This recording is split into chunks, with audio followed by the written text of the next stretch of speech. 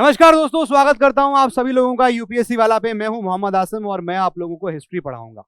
तो दोस्तों, आज मैं आप लोगों के लिए क्लास 6 की एनसीईआरटी लेके आया हूं, डेलिबरेटली लेके आया हूं।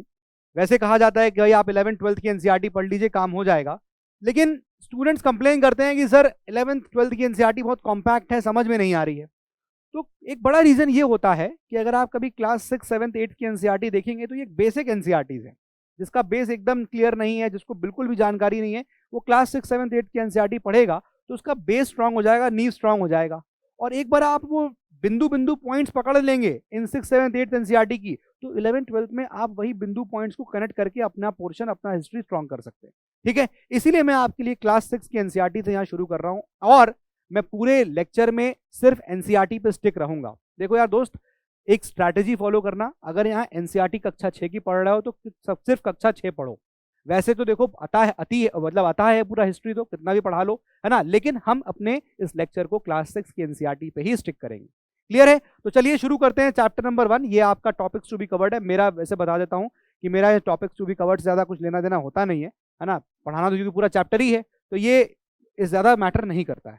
ठीक है, अब दोस्तों आपने जो है एक मूवी सुनी होगी, मूवी का नाम सुना होगा या देखी भी होगी आपने मूवी। 1974 में वो मूवी बनाई गई थी। शशि कपूर, जीनत अमान और मौसमी चैटर्जी पे मूवी फिल्माई गई थी। अमिताभ बच्चन भी उसमें थे और मूवी का नाम था रोटी कपड़ा और मकान। 1974 में मूवी बनी थी दोस्त।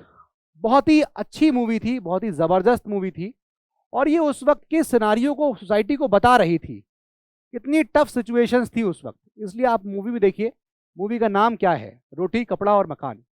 तो कभी आपको अगर 1974 के आसपास या उस सिनारियो में, उस एरा में, डिकेड्स में कैसा जीवन था वो समझना है तो आप इस मूवी को देख सकते हैं। You can just watch this movie और आपको पूरा समझ में आ जाएगा किस प्रकार से, क्या सिनारियो, क्या सोसाइटी थी उस वक्त की। क्लियर है? लेकिन अगर मैं आपसे कहूं कि भाई अगर अपने एंशिएंट पास्ट के बारे में जानना है, अगर हमको अपने पास्ट के बारे में, अतीत के बारे में जानना है, जो बहुत पहले था, जब इंसान की लाइफ स्टार्ट हो रही थी तब, तो ये जो चैप्टर है आपका, चैप्टर नंबर 1 क्लास 6 एनसीईआरटी का दोस्त, ये उस वक्त हमारे जो एंशिएंट पास्ट है उसका रोटी कपड़ा और मकान के बारे में बताता है। समझ में आ गया? सिंपल है, चैप्टर में कुछ भी नहीं है। दिस चैप्टर आपको पास्ट के बारे में, रोटी के बारे में बताता है, यानी कि लोग उस वक्त क्या खा रहे थे। ठीक है, फिर बताता है क्या लोग उस वक्त पहन रहे थे, कपड़ा क्या पहनते थे, क्लॉथ, है ना, कपड़ा क्या पहनते थे। और इसके अलावा आप देखोगे तो मकान, ये लोग कहां कहां सेटल हुए, पहले के टाइम पे लोग कहां कहां रहना शुरू हुए, सेटलमेंट कहां शुरू हुआ, इनका सेटलमेंट कहां स्टार्ट हुआ। ये है आपका पहला चैप्टर। ठीक है, इस मूवी के डायरेक्टर थे मनोज कुमार। लेकिन इस वाली मूवी के डायरेक्टर, जो आज मैं आपको पिक्चर दिखाने जा रहा हूं, इस मूवी के डायरेक्टर हैं एनसीईआरटी क्लास 6 चैप्टर 1। ये है जिस्ट इस चैप्टर का, जो आपको एकदम क्लियर हो गया होगा कि हम चैप्टर में क्या पढ़ने जा रहे हैं। अब इसी चीज को हम लोग आगे बढ़ाते हैं। सबसे पहले हम लोग इनके मकान की तरफ चलते हैं कि भाई उस वक्त जो लोग थे वो कहां कहां सेटल हुए, कहां कहां रह रहे थे, ये पहले यहां पर हम लोग समझ लेते हैं। ठीक है, तो पहली हेडिंग लिख लीजिए, वेरी इंपॉर्टेंट, कि भाई ये लोग रहते कहां थे। Where do people live. ठीक है, लिखिएगा, वेयर डिड पीपल लिव, कहां ये लोग रह रहे थे। अब एनसीईआरटी में दोस्तों अगर आप देखोगे तो एनसीईआरटी में 5 पॉइंट्स दिए हैं या 5 जगह दिए हैं जहां पर ये लोग सेटल हुए थे। पहले मैं उसको आपको एक स्लाइड में यहीं पर जस्ट कर दूंगा और फिर उसके बाद वहां बताया गया है कि यहाँ जो अलग अलग एरियाज में लोग रह रहे थे उनके ऑक्यूपेशन क्या थे, वो लोग कर क्या रहे थे। तो आपको सारी इंफॉर्मेशन यहीं पर इस स्लाइड पे अकेले मिल जाएगी। ठीक है, फॉलो करिएगा और मेरे साथ साथ आप इस पूरे डायग्राम को बना लीजिएगा। मैं जब पढ़ा रहा हूं तो आई एक्सपेक्ट कि आप लोग अपने कॉपी पेन में उसको नोट करिए। मैं बता रहा हूं दोस्त, ये कर लेना, क्योंकि अगर कर लिया तो आपके नोट्स, क्लास 6 की एनसीईआरटी ऐसे ही नोट्स बन जाएंगे जस्ट एकदम, और दिमाग में छप जाएगी एनसीईआरटी। ठीक है, दिमाग में छप जाएगी। शुरू करते हैं, बना लीजिए मेरे साथ इसको, बहुत इंपॉर्टेंट है, बहुत ज्यादा इंपॉर्टेंट है। फर्स्ट पॉइंट लिखिएगा, बहुत इंपॉर्टेंट। सबसे पहले लोग आप देख रहे होगे कहाँ कहाँ बसे इस सब कॉन्टिनेंट में। तो एनसीईआरटी कहता है कि पहले तो नर्मदा रिवर के अराउंड देख लीजिए, नर्मदा रिवर के अराउंड आपको यहां पर लोग देखेंगे, ठीक है। उसके अलावा पॉइंट बी अगर आप देखेंगे तो जो सुलेमान रेंजेस हैं, जो आपकी किरथार रेंजेस हैं, सुलेमान हिल्स, किरथार हिल्स, इसके अराउंड यहां पर लोग जो है बसे हैं। ये आपको नॉर्थ वेस्ट में देखने को मिलेगा, है कि नहीं। पॉइंट नंबर सी, गारो हिल्स जो नॉर्थ ईस्ट में है और विंध्यास जो सेंट्रल इंडिया में है, यहां पर लोग बसे, लिख लीजिएगा इस पॉइंट को भी, गारो हिल्स, ठीक है, कहां पर, नॉर्थ ईस्ट में। और इसके अलावा जो विंध्यास हैं, विंध्यास ये कहां पर हैं, विंध्यास जो आपके सेंट्रल में है, सेंट्रल इंडिया में, यहां पर लोग बसे, ठीक है।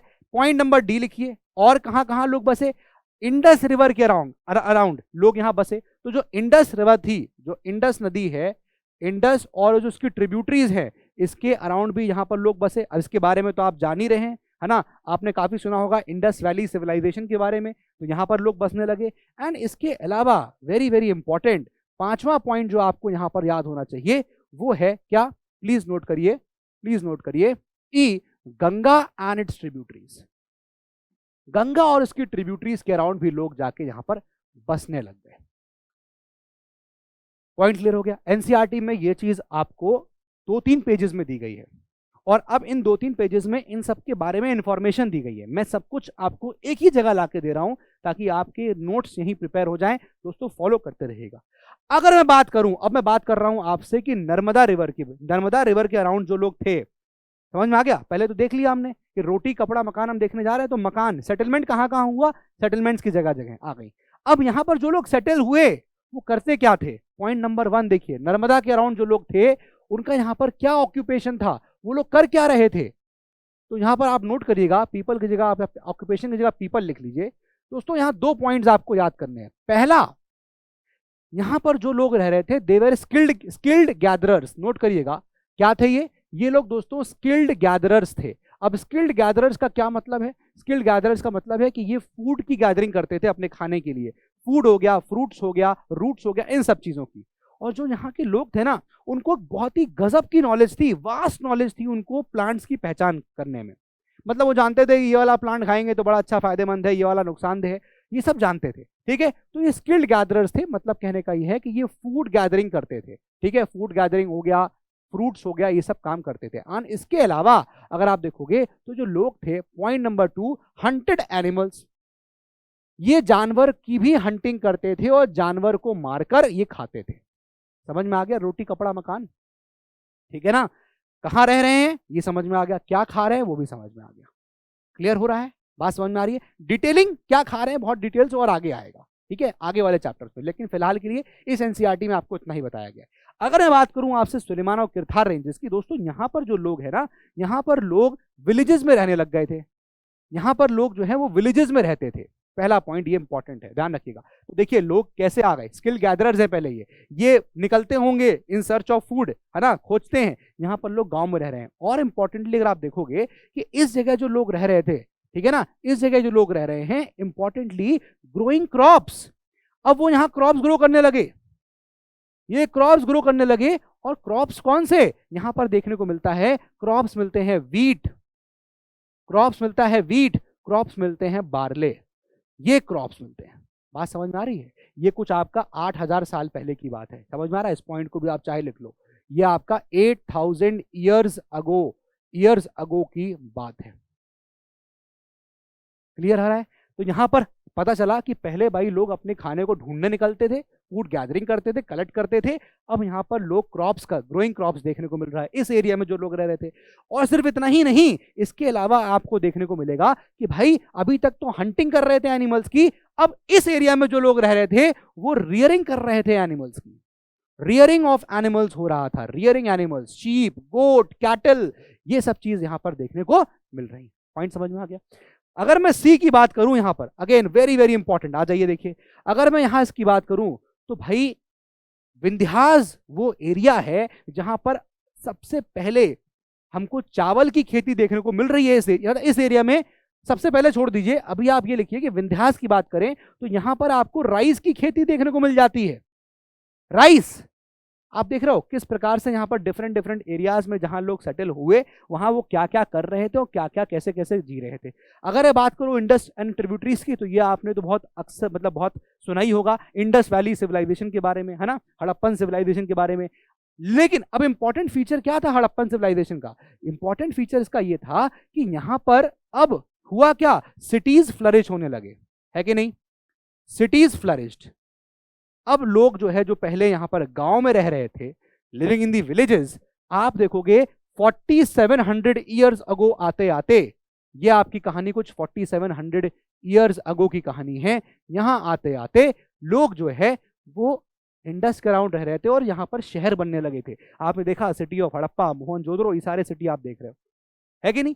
और आगे जाइए तो अब बहुत सारे चेंजेस, अदर चेंजेस हुए और 2500 ईयर्स अगो आते आते, 2500 ईयर्स अगो आते आते दोस्तों आपको देखने को मिला कि भाई सिटीज तो यहां भी फ्लरिश कर रहे थे, सिटीज तो फ्लरिश कर ही रहे थे, लेकिन एक बहुत ही बड़ा लार्ज किंगडम सामने आ गया था जो कि south of the river Ganga में बसा हुआ था, बिहार, आज के प्रेजेंट डे बिहार में, and that was Magadh kingdom. Magadh kingdom, इसके बारे में हमको डिटेल से आगे वाले चैप्टर्स में पढ़ना है। यहां पर हम खाली इतना समझ रहे हैं कि ये देखिए आप कि जैसे जैसे टाइम आगे आया, 8000 ईयर्स अगो लोग क्या कर रहे थे, 4700 ईयर्स अगो, फिर देखिए यहां पर कैसे 2500 ईयर्स अगो एक मगध किंगडम यहां पर सामने आ गया, एक साम्राज्य यहां बन गया, एक एम्पायर यहां फॉर्म होना शुरू हो गया, किंगडम फॉर्म होना शुरू हो गया, नॉट एम्पायर, किंगडम। क्लियर हो गया? तो ये है लोग कहां रहते थे और लोग क्या क्या कर रहे थे। क्लियर हो गया? अब प्लीज नोट कर लीजिए, मैं जो डिक्टेट कर रहा हूं उसको आप नोट भी करते रहिएगा, लेकिन उससे पहले ये लाइन जरा लिख लीजिए आप प्लीज, इसको सॉरी ये पहले आप देख लीजिए कहां कहां लोग रह रहे हैं। देखिए आप, ये दिख रहा है किरथार रेंजेस, दिखाया मैंने आपको, ये देखिए यहाँ पर सुलेमान दिख रहा है आपको, है ना, यहाँ पर आपको इंडस मिलेगी, ये आपको गंगा यहाँ पर दिख रही है, गंगा रिवर के अराउंड लोग सेटल हुए, है ना, यहाँ देखिए ये आपको दिख रहा है, ये आपको गारो हिल्स दिख रहा है। तो ये एरियाज हैं जहां पर जो सेटलमेंट है लोगों का देखने को मिला। प्लीज एक चीज का नोट बना लीजिए, वेरी इंपॉर्टेंट है, प्लीज नोट कर लीजिए, फिर हम लोग आगे बढ़ते हैं। लिखिएगा, ये एक तरह का आपको ज्वाइन करने के लिए, समझाने के लिए लिखिए, because of the changing pattern of the occupation, note करिएगा, because of the changing pattern of changing occupation of the people, ऐसे लिख लीजिए, because of the changing occupation of the people their economy changed. जैसे जैसे लोगों का occupation change हुआ तो इकोनॉमी चेंज हो गई। लिखिए, because of the changing occupation of the people their economy changed and it led to the change in polity of those areas, resulting in the rise of a large kingdom south of the river Ganges, the south of the river Ganga, called as Magad kingdom. Clear? तो क्या बता रहा हूं मैं आपको, जैसे जैसे लोगों का ऑक्यूपेशन बदला, इकोनॉमी बदल गई, तो उनकी पॉलिटी बदल गई। ये होता है, अगर आप देखिए, और इकोनॉमी अगर स्ट्रांग हो जाएगी तो डेफिनेटली आपकी पॉलिटी स्ट्रांग होगी। जैसे एग्जांपल आप देखिए यहाँ पर अमेरिका का, देखिए क्या तगड़ी इकोनॉमी है ना, चाइना का देखिए तगड़ी इकोनॉमी है, तो उनकी पॉलिटी बहुत स्ट्रांग है। मतलब वहाँ के आप पॉलिटिकल सेटअप को देखिए, स्ट्रांग, ऐसा नहीं है कि आज आए दिन उखाड़ के मतलब वहाँ के राष्ट्रपति को उखाड़ फेंकेंगे, नहीं, ऐसा नहीं होता है। पाकिस्तान देखिए, इकोनॉमी इस वक्त खराब, वैसे भी खराब रही है, तो वहाँ का पॉलिटिकल सेटअप आप देखिए, अक्सर वहाँ पर सरकारी गिर जाती है, और कोई भी प्रधानमंत्री नहीं हुआ है जिसने कभी 5 साल पूरा किया हो। तो ये चीज होता है। तो with changing of economy polity will also change. Clear है? बात समझ में आ गया? आई होप यहाँ पे नोट कर लिया होगा। अब बात ये आती है कि जो लोग ये इधर उधर यहाँ पर सेटल्ड थे, ये जो लोग यहाँ पर सेटल्ड हैं, यहाँ सेटल्ड है, यहाँ सेटल्ड है, अब जहाँ पर लोग सेटल्ड हैं तो इनको वहाँ पर चुल हुआ कि भैया दूसरी जगह क्या हो रहा है हमें जानना है। तो लोगों ने मूवमेंट करना शुरू किया, people started to move. Now please write, बहुत इंपॉर्टेंट है यहाँ पर, लिखिएगा जरा पॉइंट ये, पीपल ट्रैवल्ड। अब लोग जो हैं वो ट्रैवल करना शुरू करते हैं, पीपल ट्रैवल्ड। और जब ये लोग ट्रैवल कर रहे हैं तो दोस्तों ये आपको ध्यान देना पड़ेगा कि ये one part of the continent, note करिएगा, वन पार्ट ऑफ कॉन्टिनेंट, सब कॉन्टिनेंट, वन पार्ट ऑफ सब कॉन्टिनेंट से ये other part of the sub continent में ट्रैवल कर रहे हैं, अदर पार्ट ऑफ सब कॉन्टिनेंट जो लोग हैं वो ट्रैवल कर रहे हैं। बात समझ में आ रहा है? तो one part of the sub continent से लोग गए other part of the sub continent में, ठीक है। अब जब ये लोग ट्रैवल कर रहे थे तो भैया इनकी जर्नी इतनी आसान तो होनी नहीं थी, ठीक है ना। अब इनको रास्ते में बहुत अड़चने मिली, जैसे कि हिल्स इनको ये पार करना था, इसके अलावा देखिए जैसे कि रिवर्स नदियां इनको कई जगह पार करनी पड़ी, जैसे कि डेजर्ट्स इनको पार करने पड़े, रेगिस्तान पड़े इनके रास्तों में, है ना, जैसे कि ये सारी चीजें थी। तो इनकी जो जर्नी थी, the journey was not very easy, the journey was not easy. लेकिन इसका आउटकम क्या देखने को मिला? इसका आउटकम क्या देखने को मिला कि जब लोग मूव करेंगे एक जगह से दूसरे जगह, जब लोग ट्रैवल करेंगे वन पार्ट ऑफ दी सब कॉन्टिनेंट से अदर पार्ट ऑफ दी सब कॉन्टिनेंट, तो भाई it is not only the people who will move. ऐसा नहीं है खाली लोग मूव करेंगे, लोगों के साथ उनका कल्चर, उनका फेथ, उनका बिलीफ, उनका ट्रेडिशन, उनका कस्टम, ये सब मूव करता है। तो जब लोग यहाँ पर एक कस्टम को फॉलो करने वाले लोग हैं, एक ट्रेडिशन, एक बिलीफ वाले लोग हैं, जब वो यहाँ से यहाँ गए तो यहाँ के लोगों को उनके कस्टम के बारे में, उनके ट्रेडिशन, उनके कल्चर के बारे में पता चला, वो क्या खा रहे हैं, वो क्या कैसे पहन रहे हैं, ऑल दीज थिंग्स। तो आउटकम क्या निकल के आया? आउटकम निकल के आया इंटरमिंगलिंग ऑफ द कल्चर्स। बात समझ में आ गया? प्लीज नोट करिए क्या आउटकम है, वेरी इंपॉर्टेंट। आउटकम क्या आया? इंटरमिंगलिंग ऑफ कल्चर,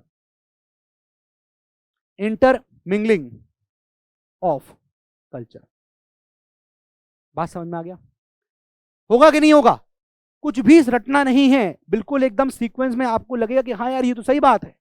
मतलब ऐसा लगेगा कुछ रटने वाली चीजें नहीं थी, इतिहास हम रट रहे थे अभी तक कि अब ये हो गया, अब ये सीधे सीधे आउटकम्स हैं। अगर लोग ट्रैवल करेंगे तो क्या होगा? वो भी सब कॉन्टिनेंट की बात कर रहा हूँ, इतना नहीं कि कंट्री एक छोटा सा गली मोहल्ला हो, सब कॉन्टिनेंट, एक पार्ट ऑफ दी सब कॉन्टिनेंट से आप दूसरे जगह जा रहे हैं सब कॉन्टिनेंट में, आपका culture is bound to change. बात समझ में आ रही कि नहीं आ रही है? ठीक है ना। तो पीपल जब मूव किए, वेरी इंपॉर्टेंट, प्लीज लिखिएगा, प्लीज नोट करिएगा, पीपल का जब मूवमेंट हुआ, पीपल का जब मूवमेंट हुआ तो हुआ क्या? मैंने बताया कि हमारा कल्चर जो है वो इंटरमिंगल हुआ, और आपको देखने को मिलेगा कि एनरिचमेंट ऑफ अवर कल्चर, हमारा कल्चर और एनरिच हो गया, ज्यादा डाइवर्सिटी आपको देखने को मिली, ज्यादा वैरायटी देखने को मिल गई, एनरिचमेंट ऑफ कल्चर देखने को मिला। कैसे कह सकते हैं सर एनरिचमेंट ऑफ कल्चर? क्योंकि अगर आप देखोगे बेटा, अगर आप देखोगे कि भाई अभी तक एक ही प्रकार से लोग स्टोन्स पे कार्विंग कर रहे थे, अब हमको डिफरेंट डिफरेंट कार्विंग्स स्टोन पे देखने को मिलने लगी, ठीक है ना। तो new ways of carving on stones ये देखने को मिला। Not only this, music different हो गया, है ना, म्यूजिक कॉम्पोजिशन ये भी बदल गया over the period of time, ठीक है। नॉट ओनली दिस, भाई जो लोग खाना खा रहे थे, way of cooking the food and the variety of food they eat, वो भी यहां पर बदल गया, क्योंकि अब उनको डिफरेंट वैरायटी मिल गई ना। एक part of the sub continent से लोग जब दूसरे तरफ जाएंगे तो वहां के लोग तो खाते हैं बिरयानी, इधर वाले खा रहे हैं फॉर एग्जाम्पल हक्का नूडल्स। तो भाई हक्का नूडल्स वालों जब आए तो भैया अपने साथ मोमो और हक्का नूडल्स सब ले आए, समझ रहे हो। तो क्या हुआ? फूड की वैरायटी भी यहां पर आ गई, फूड में वैरायटी देखने को मिला, एंड नॉट ओनली फूड की वैरायटी, कुकिंग में भी यहां पर चेंजेस देखने को मिले, कुकिंग करने के तरीके यहां पर डिफरेंट मिले, है कि नहीं भाई? कैसे आ गया यहां पर ये स्पैगेटी या ये पास्ता, कैसे आया इंडिया तक? जब पीपल मूव किए तो लोगों के साथ चाय कैसे आ गई, कॉफी सब, तो जब लोग मूव किए तो लोगों के साथ उनका कल्चर ही मूव किया। अब ऐसा तो है नहीं कि हम यहाँ से कहीं और जाएंगे वहां पर वही खाने लग जाएंगे, हम अपनी चीजें ढूंढेंगे जो हम खाते थे, तो हम अपनी चीजों को ले जाएंगे अपने साथ। तो ये यहाँ पर हुआ कि जब पीपल मूव किए तो कल्चर का एनरिचमेंट हुआ, और देखने को हमको ये चेंजेस यहाँ पर देखने को मिलते हैं। बात समझ में आ गई यहाँ तक इतनी? ठीक है। लेकिन बड़ा सवाल ये है कि सर ठीक है ये तो मूव कर गए, लेकिन ये बताइए कि ये मूव किए क्यों? मैंने कहा था ना इनको चुल हो गई थी, तो भाई व्हाई डिड दे मूव? सवाल तो यही है, व्हाई डिड दे मूव? ये मूव क्यों किए, पर ये तो पता चलना चाहिए। अब इनके मूव करने का रीजन अलग अलग था, अलग अलग लोगों का अलग अलग रीजन था, ठीक है। क्या रीजन था सर, क्या रीजन था क्यों ये मूव कर रहे थे? अब दोस्तों अलग अलग प्रकार के लोग थे, मैं भी आपको डिस्कस करता हूं क्या लोग थे। तो वो जो है जैसे फॉर एग्जाम्पल यहां पर आइए, नंबर 1 पॉइंट देखिए, फर्स्ट पॉइंट, कुछ मेन एंड वुमेन, जो वहां के जो औरत और जो मेल और फीमेल्स थे, मेन वुमेन थे, वो मूव इसलिए कर रहे थे इन सर्च ऑफ लाइवलीहुड, उनको अपनी रोजी ढूंढनी थी लाइवलीहुड के चक्कर में, या फिर कभी कभी कहीं नेचुरल कैलामिटी हो जाती थी तो उस नेचुरल कैलामिटी से बचने के लिए वो लोग मूव करते थे, ठीक है ना। तो पॉइंट फर्स्ट लिखिएगा, मेन एंड वुमेन ये हम बात कर रहे हैं, ये लोग 2 रीजन से मूव कर रहे थे उस वक्त, ठीक है ना। आपके एनसीईआरटी में दे रखा है, नंबर 1 इन सर्च ऑफ पहला लाइवलीहुड, लाइवलीहुड के सर्च में, और दूसरा पॉइंट क्या हो गया, टू एस्केप नेचुरल कैलामिटी, और नेचुरल कैलामिटी कैसी कि भैया मान लीजिए कभी फ्लड्स आ गए, बाढ़ आ गई, कभी ड्रॉट पड़ गया यानी कि सूखा पड़ गया, तब क्या होगा, तो वहां से बचने के लिए भागना ही पड़ेगा। एक तो ये रीजन था लोग मूव करने का। दूसरा रीजन पे आइए, second very important reason, let us see. देखिए सेकंड रीजन क्या है यहां पर। अब कुछ और मेन हैं ऐसे जो आर्मीज के साथ मिल गए और मार्च करने लगे to conquer the other parts of the continent, बात समझ में आ रही, सब कॉन्टिनेंट, ठीक है ना। तो मेन मार्चिंग विद आर्मीज के साथ मार्च करने लगे, और रीजन क्या था, क्या रीजन है, टू कॉन्कर क्या, अदर लैंड्स, औरों की जमीनों को और एरियाज को कॉन्कर करने के लोग मूव किए। एक रीजन ये भी था लोगों का मूव करने का, ठीक है। सिर्फ इतना ही नहीं कि मैन वुमेन मूव किए, इसके अलावा अगर आप देखोगे, third very important, again very important, ये देखने को मिलेगा कि मर्चेंट्स भी मूव किए। मर्चेंट्स, अब मर्चेंट्स कौन हो गए, आसान भाषा में क्या हो गया मर्चेंट्स का, भाई मर्चेंट मतलब जो एक तरह से व्यापार कर रहा है, मर्चेंट है वो। तो ये मर्चेंट्स मूव किए थे विद कारवां। अब कारवां समझते हैं ना आप, कि भैया ऊंट जो है, ऊंट को लिया और बहुत सारे ऊंट हैं, बहुत सारे लोग हैं, एक साथ चल दिए और ऊंटों पे सामान लाद लिया। बहुत वैल्यूएबल गुड्स थे जो एक जगह से दूसरी जगह ले जाके फिर वहां बेचते थे, पैसा कमाते थे, ठीक है ना। तो मर्चेंट्स मूविंग इन कारवांस में, जिसको अंग्रेजी में बोला जाता है, उसमें मूव करते थे। और इसमें साथ में क्या करते थे वो लोग, कैरिंग, क्या ले जाते थे, कैरिंग वैल्यूएबल गुड्स, वो वैल्यूएबल गुड्स को अपने साथ यहां पर ले जा रहे थे। बात समझ में आ गई कि नहीं आ गई, ठीक है। अब इसके बाद पॉइंट नंबर 4 देखिएगा कि भैया ये तो चलो ठीक है, देख रहे हो व्यापारी मूव कर गए, आम इंसान मूव कर गया। अब एक और जो कैटेगरी के लोग थे जो मूव किए, वो नोट करिएगा, वेरी इंपॉर्टेंट, प्लीज नोट करिएगा, वो है रिलीजियस टीचर्स। अब ये जो रिलीजियस टीचर्स थे, ये जगह जगह जाते थे, मूव कर रहे थे, और ये जगह जगह रुकते थे, लोगों को इंस्ट्रक्शंस देते थे कि ऐसे आपको जीना है जिंदगी, ऐसे जीना है जिंदगी, ठीक है। तो way of living the life, क्या आपका रिलीजन में क्या है क्या नहीं है, तो इंस्ट्रक्शंस एंड एडवाइस ये लोग देते थे। Religious teachers moving village to village, मैं ऐसे लिख रहा हूं, विलेज टू विलेज, है ना, मूव कर रहे थे ये। और क्या कर रहे थे, स्टॉपिंग टू गिव इंस्ट्रक्शंस, और ये रुकते थे कहीं कहीं, स्टॉपिंग टू गिव इंस्ट्रक्शंस, और इंस्ट्रक्शंस देते थे कहीं रुक के लोगों को कि भैया ऐसा नहीं ऐसा जिया जाता है, ऐसा नहीं ऐसा कर लो। तो ये है why did they move. Hopefully आपको समझ में आ गया कि ये लोग क्यों मूव किए। बात समझ में आ गया कि नहीं आ गया, क्लियर है कि नहीं क्लियर है, ठीक है ना, यहां तक बात समझ में आ गई, जी हाँ सर। आगे देखिए, अब पहले मैं आपको ये दिखा रहा हूं, जरा इस वाले डायग्राम को, इस वाले पिक्चर को, इमेज को फिर से देखिए दोस्तों। आपको दिख रहा होगा कि भाई ये तो यहां पर सर अरेबियन सी है, यहां पर देखिए क्या है, ये आपका इंडियन ओशन है, ये आपका बे ऑफ बंगाल है। तो इंडिया एक तरह से 3 तरफ से तो घिरा हुआ था, किससे, समुद्र से, यानी कि सी था। इधर आप देखोगे तो ये पूरा क्या है, ये आपको हिमालय की रेंजेस मिल रही है, देखिए ये हिमालयाज है यहाँ पर, है ना। तो इधर हिमालयाज था, तो ये जो हिमालयाज हैं, और इधर भी आपको किरथार रेंज, सुलेमान रेंज, ये जो रेंजेस दिख रही हैं, ये सब नेचुरल फ्रंटियर्स बन गए, ठीक है ना। ये क्या बन गए, नोट करिएगा, ये सब नेचुरल फ्रंटियर्स हो गए। अब नेचुरल इसलिए बोल रहे हैं क्योंकि भाई कोई पहाड़, कोई बैरिकेडिंग थोड़ी है, ये नेचुरली बना हुआ फ्रंटियर है दूसरे के लिए। तो इंडिया में एंट्री करना बड़ा मुश्किल था, क्योंकि भाई ये पूरा हिमालय है, ये पूरा हिमालय है, यहाँ से इधर आना बड़ा मुश्किल था, हिमालय थे, इधर भी आना बड़ा मुश्किल था, यहाँ तरफ तीनों तरफ यहाँ पानी पानी था। तो इंडिया में एंट्री की अगर आप देखोगे जमीन के रास्ते एंट्री की एक ही रास्ता था और वो था नॉर्थ वेस्ट का, वो ये रास्ता था। और आगे चल के आप देखोगे हिस्ट्री में कि यहीं से लोग जो है वो इंडिया में एंटर किए। This was the entry, this was the gate to enter India. Bharat में घुसने का दरवाजा यही था। समझ में आ रहा है? Land route.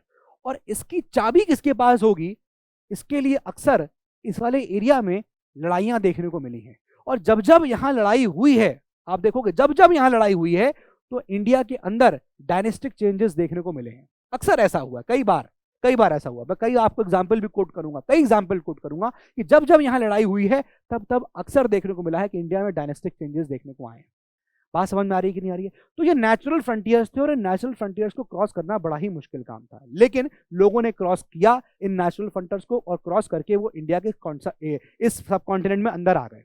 बात समझ में आ गई कि नहीं आ गई? प्लीज इसको मेंशन कर लीजिए, please mention this point, very very important है। It was difficult to cross these natural frontiers, please write, लिखिए इसको, नोट कर लीजिए। It was difficult to cross these natural frontiers, it was difficult to cross these natural frontiers but people did cross it, but people did cross it, लोगों ने cross किया, came into the subcontinent and settled here, came into the subcontinent and settled here। लोग जो है फिर भी आए और सेटल हो गए, came into the subcontinent and settled here। आगे लिखिएगा, this led to intermingling of the culture, this led to intermingling of the culture, traditions and traditions of people who came from across the frontiers। तो भाई अब ये जो लोग आए across the frontiers, उनका साथ भी हमारा क्या हुआ, हमारा कल्चर जो है मिक्स हो गया। भाई जैसे मैंने आपको बताया ना अभी थोड़ी देर पहले, कैसे कल्चर मिक्स हुआ, किस प्रकार से मिक्सिंग हुई कल्चर की, आप समझ पा रहे होगे, है ना? कि भाई दूसरे फ्रंटियर से, यानी अक्रॉस दी फ्रंटियर मतलब हिमालय के उस साइड से लोग आ गए, समुद्र के रास्ते से लोग पहुंच गए, तो क्या हुआ, हमारे कल्चर का इंटरमिंगलिंग हुआ, कल्चर का यहाँ पर चेंजेस देखने को मिले। ठीक है, तो ये जो लोग इन नेचुरल फ्रंटियर्स को क्रॉस करके आए, ये जो लोग हैं जो इन नेचुरल फ्रंटियर्स को क्रॉस करके आए, ये कहाँ पहुंचे, हमारे लैंड पे, अवर लैंड, है कि नहीं? नोट करिएगा इस पॉइंट को कि ये लोग कहाँ पहुंचे, अवर लैंड, हमारे लैंड पे पहुंचे। अब जब ये हमारे लैंड पे पहुंचे तो जिस लैंड की मैं बात कर रहा हूं उसको हम लोग बेसिकली यहां पर दो नाम से बोल रहे हैं। क्या क्या? एक तो नोट करिएगा, very important, that is India, हम इसको इंडिया बोलते हैं। और या फिर आप देखोगे इसको हम लोग क्या बोल रहे हैं, जो एनसीईआरटी वर्ड यूज कर रहा है, दैट इज भारता। ए बात समझ में आ गई? ए भी लगा हुआ है आगे। ठीक है, अब इंडिया की बात करें तो जो इंडिया है, this comes from the word Indus, है ना, सुना होगा आपने, this comes from the word Indus, जिसको हम सिंधु कहते हैं संस्कृत में। और जो ये ईरानियंस थे, जो ग्रीक्स थे, जो फ्रंटियर्स क्रॉस करके आए, है ना, फ्रंटियर्स क्रॉस किया गया भाई, ये लोग जो हैं अक्रॉस दी, मतलब जो है फ्रंटियर्स के उस पार थे, ईरान उस पार है, ग्रीक्स उस पार है। तो ये जो दूसरे देश के लोग थे, ये फ्रंटियर्स को क्रॉस किए, ये आए यहाँ पर, और ये जो ईरानियंस एंड ग्रीक्स थे, दे वर फेमिलियर विद सिंधु, ये सिंधु समझ के सिंधु को से फेमिलियर थे, इसलिए फिर ये इसको बोलने लगे हिंदोस या फिर इंडोस, इस नाम से इसको बोलने लगे। और जो लोग इस रिवर के नॉर्थ ईस्ट में लाई कर, जो लोग रिवर के इस साइड रहने लगे, ईस्ट में, उसको हम लोग इंडिया कहने लगे। बात समझ में आ गई? इसको मेंशन कर लीजिए कि जो इंडिया है, वर्ड जो है, comes from the word, comes from the word, किस वर्ड से आ रहा है ये, नोट करिएगा, comes from the word Indus. और इसी को हम लोग क्या बोलते हैं, सिंधु इन संस्कृत, सिंधु इन संस्कृत। बात समझ में आ गई? क्लियर हो गया? ये पॉइंट जरूर याद रखिएगा। और मैंने आपको बताया कि जो यहां पर ईरानियंस आए थे, जो यहां पर ईरानियन आए थे, ठीक है, जो यहां पर ग्रीक्स आए थे, तो ये ईरानियन और ये ग्रीक्स, ये दोनों लोग जो हैं, they were familiar with Sindhu, they were familiar with Sindhu. और ये लोग इसको बुलाते थे, और ये लोग बुलाते थे, नोट कीजिएगा, ये लोग बुलाते थे इसे क्या, हिंदोस, ये वर्ड इंपॉर्टेंट है, हिंदोस, और इसी को बोलते थे ये लोग इंडोस। ठीक है ना? और जो लैंड इस रिवर के ईस्ट में आ गई उसको हम लोग बोलने लगे क्या, इसी को हम लोग बोलने लगे इंडिया। बात समझ में आ गई कि नहीं आ गई? ठीक है ना, तो लैंड ईस्ट ऑफ दिस जो रिवर है उसको हम लोग बोलने लगे इंडिया। बात समझ में आ गया? अब हम इसकी बात करें भारता, तो पहले ये जो भारता है ये पहले एक्चुअली यूज किया जाता था एक ग्रुप ऑफ पीपल के लिए जो नॉर्थ वेस्ट में रह रहे हैं। ठीक है, simple, used for group of people, group of people, इसको गोले में कर लीजिए, ग्रुप ऑफ पीपल जो living in north west, living in north west, जो नॉर्थ वेस्ट में रह रहे थे उनके लिए ये वर्ड जो है इस्तेमाल होता था। ध्यान रखिएगा पहले तो। और यही लोगों का मेंशन, ये लोगों का मेंशन जो यहां रहते थे उनका मेंशन आपको ऋग्वेद में देखने को मिलेगा। ऋग्वेद में इस बात का मेंशन है, मतलब इन लोगों का मेंशन है जो इस एरिया में रहते थे। क्लियर है? बाद में इसी का हम लोग जो है, इसी का यूज हम लोग बाद में, मतलब इसी वर्ड का यूज हम लोग बाद में इंडिया के लिए करने लगे, भारत के लिए करने लगे। मतलब later on this word was used for a country, एक कंट्री के लिए इसको यहां पर यूज करने लगे। क्लियर हो गया? ये तो हो गया सर, इतनी सारी बात हम समझ गए। अब एक बड़ी बात यहां पर सामने आती है, एक बड़ी बात आती है कि यार ये जो आप हमको इन्फॉर्मेशन बता रहे हैं कि भाई ये लोग कहाँ कहाँ रहे, नर्मदा, है ना, आपने बताया नर्मदा रिवर के अराउंड बसे, कई सालों तक बसे रहे, सुलेमान किरथार रेंजेस के अराउंड बसे रहे, गंगा, इंडस, विंध्यास, क्या खा रहे थे, बार्ले वीट ग्रो किया, चावल की खेती, ये सब पता कैसे चलता है? सोर्स क्या है, पता कैसे चलेगा, ये हमको बताना है। समझ में आ रहा है? तो पता कैसे चलेगा उसके लिए प्लीज गिव दी हेड, लिख लीजिए यहाँ पर 3 वेज। अभी मैं यहाँ 3 वेज लिख रहा हूं क्योंकि इस एनसीईआरटी में 3 तरीके ही यहाँ पर बताए गए हैं, 3 ही चीज बताई गई। चलिए इसको मेंशन कर लेते हैं। नंबर 1 लिखिएगा, फर्स्ट लिखिएगा मैन्यूस्क्रिप्ट्स, मैन्यूस्क्रिप्ट्स, ठीक है। फिर आगे लिखिए नंबर 2 लिखिए दोस्तों, नंबर 2 लिखिए inscription, very very important, inscription बहुत इंपॉर्टेंट है, इसके बारे में हमको डिटेल से आगे बहुत सारे ऐसे इंस्क्रिप्शंस मिलेंगे जो हमको बताते हैं इतिहास के बारे में, तो ये भी एक तरह का सोर्स है। और तीसरा तरीका लिखिएगा दोस्तों आर्कियोलॉजी, तीसरा तरीका लिखिएगा आर्कियोलॉजी, ठीक है, यानी कि इसको पुरातत्व बोलते हैं हिंदी में। क्या क्या चीजें हैं ये जानेंगे हम लोग, लेकिन एक बात समझ लीजिए कि भाई ये जो तीनों चीजें हैं, मैन्यूस्क्रिप्ट्स हो गया, ठीक है, इंस्क्रिप्शन हो गया, और जो आपका थर्ड आर्कियोलॉजी हो गया, ये तीनों चीजें मिलाकर इनको हम लोग बोलते हैं सोर्सेज। क्या बोल रहे हैं? सोर्स या सोर्सेज। ये तीनों क्या हैं? सोर्सेज हैं हिस्ट्री के लिए। और एक जो हिस्टोरियन है ना, हिस्टोरियन, वो एक डिटेक्टिव की तरह होता है, वो इन सोर्सेस को इकट्ठा करता है और फिर उसको स्टडी करता है, और फिर वो बिट बाय बिट इनके जो पार्ट्स हैं उनको, कहानियों को जोड़ता है, तब वो हिस्ट्री समझ में आती है कि अच्छा ये हुआ था। हिस्टोरियंस एंड आर्कियोलॉजिस्ट का यहाँ पर ये काम होता है, वो इन सोर्सेस पर रिलाई करके, इन सोर्सेस को स्टडी करके इतिहास बनाता है। क्लियर है? पहले यहां समझ लेते हैं कि मैन्यूस्क्रिप्ट, इंस्क्रिप्शंस और इनके बारे में। क्लियर है? देखिए जरा, अब मैं मैन्यूस्क्रिप्ट्स की बात करूं, वो सिंपल है, ये सब लोग जान रहे होंगे। मैन्यूस्क्रिप्ट्स का मतलब मैन्यू से बना हुआ है, मैन्यू का मतलब ही क्या होता है? हैंड, हाथ से। तो कोई भी अगर राइटिंग है, राइटिंग इन राइटिंग,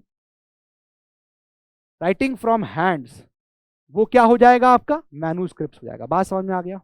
तो राइटिंग फ्रॉम हैंड अगर कर रहे हैं तो मैन्यूस्क्रिप्ट। अब ये हैंड से लिखते कहां थे? तो भैया ये लिख रहे थे सर कहां पर? ये लिख रहे थे पाम लीव्स के ऊपर, पाम लीव्स के ऊपर लिखते थे, या फिर आपको इसके अलावा जो पेड़ का बार्क होता है उस पर लिखते थे। ठीक है, लिखिएगा bark of tree, bark of tree, जिसको हम लोग क्या बोलते हैं? हम लोग बोलते हैं इसको बर्च, बिर्च या बर्च।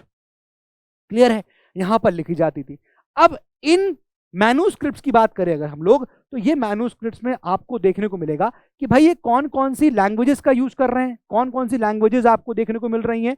लैंग्वेजेस मिलेंगी सर, लिख लीजिएगा, आपको यहां पर संस्कृत देखने को मिलेगी, संस्कृत में चीजें लिखी हुई थी इन पत्तियों पे, पाम लीव्स पे। ठीक है, इसके अलावा आप देखोगे तो आपको प्राकृत में लिखी मिलेगी।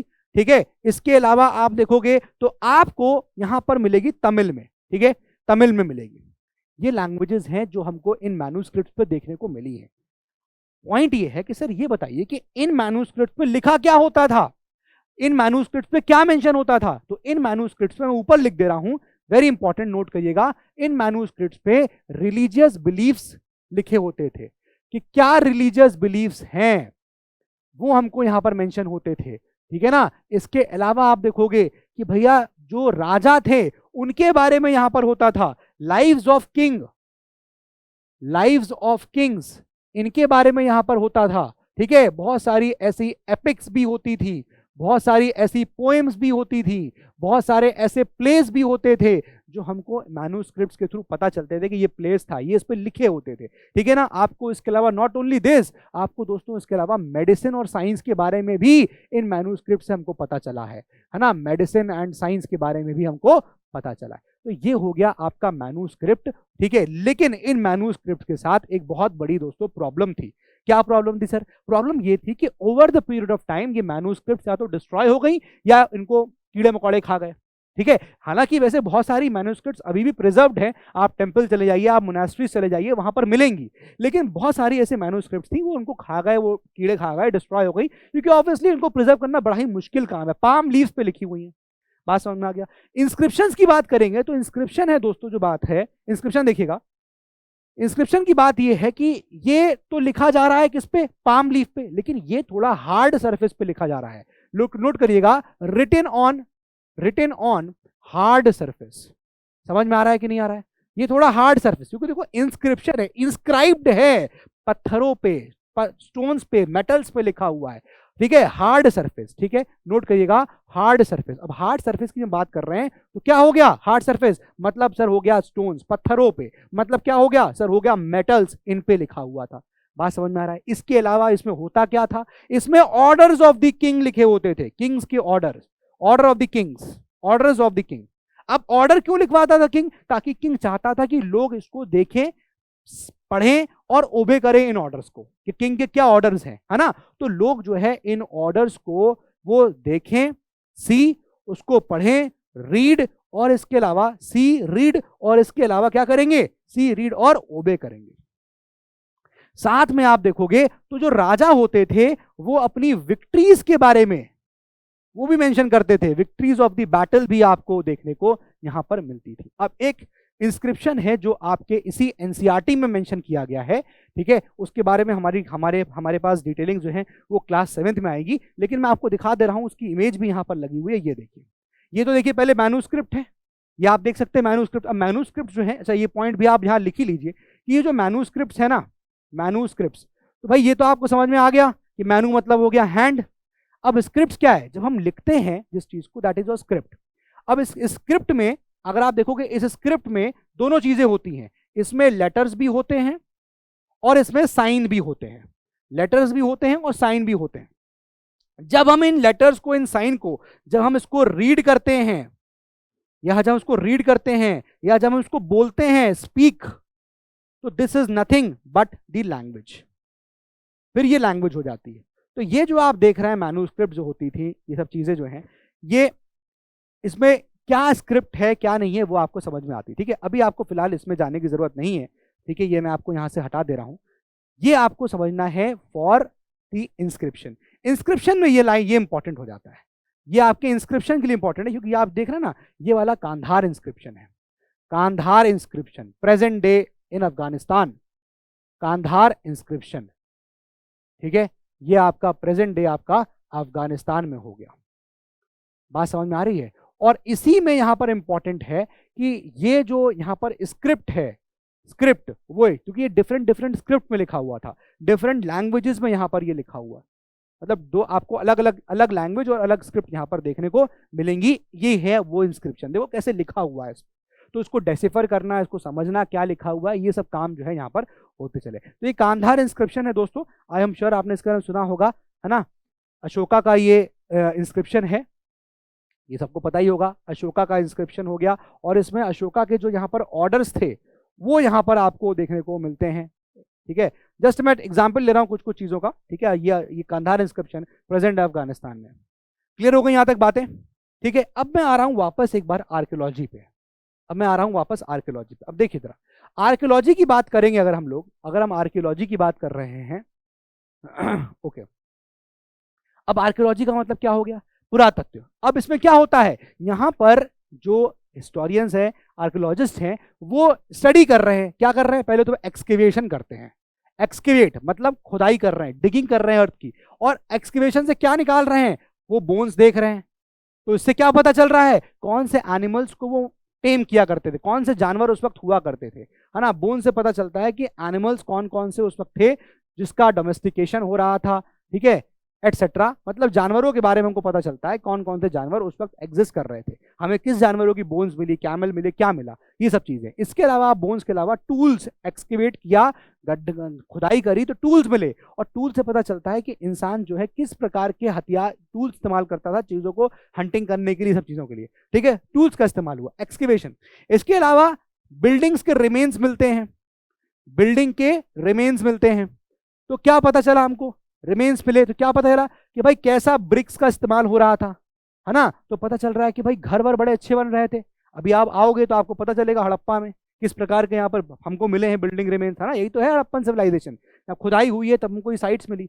तो आर्कियोलॉजी का ये सब काम यहाँ पर आपको देखने को मिलेगा, है ना। लेकिन आप देखोगे कि ये सब काम जो हो रहा है, इसे बताया मैंने, ये सब सोर्सेज से कौन स्टडी कर रहा है, हिस्टोरियन स्टडी कर रहे हैं, और फिर इन सोर्सेज को स्टडी करके वो बिट बाय बिट जो है वो हिस्ट्री को यहाँ पर क्रिएट करते हैं। क्लियर हो गया यहाँ पर बात, ठीक है ना। तो आज ये क्लास 6 की एनसीईआरटी में इतना ही चीज यहाँ पर मेंशन है, यही चीज यहाँ पर मेंशन है। लेकिन जाते जाते मैं आप लोगों से एक सवाल पूछूंगा, लेकिन आपको जिसका जवाब कमेंट बॉक्स में देना है। सवाल आप लोगों के लिए है, सवाल आप लोगों के लिए ये है, इसको आप कमेंट करिएगा, और मैं जेन्युइनली जानना चाहूंगा कि आप लोगों में से कितने लोग जानते हैं इस चीज को लेकर। क्वेश्चन ये है कि भाई कई बार आपने देखा होगा डेट्स के आगे बीसी लिखा होता है ना, कभी कभी डेट्स के आगे आपको एडी देखने को मिलेगा। तो ये बीसी और एडी है क्या, ये फुल फॉर्म मत लिखिएगा, मुझे बताइएगा बीसी और एडी क्या है। और कभी कभी क्या होता है, इस एडी की जगह आपको देखने को मिला होगा सीई देखने को मिला होगा। कहीं कहीं क्या हुआ होगा कि आपको इस बीसी की जगह आपको बीसीई देखने को मिला होगा, है ना, आपको बीसीई देखने को मिला होगा। तो मुझे बताइएगा कि ये सीई क्या है, ये बताइएगा मुझे, ठीक है, ये बीसीई क्या है ये बताइएगा, एक्सप्लेन करिएगा, ये नहीं कि आप खाली एक वर्ड में लिख दें। तो आई वांट टू नो कि भाई ये जो डेट्स के आगे लिखा रहता है इसका क्या मतलब होता है, ठीक है। तो यही है, इससे ज्यादा कुछ नहीं है, इससे कम कुछ नहीं है, ठीक है। एनसीईआरटी में this is the only part जो क्लास 6 की चैप्टर नंबर 1 में दिया गया है। मिलते हैं हम लोग अपने लेक्चर नंबर 2 में। जय हिंद।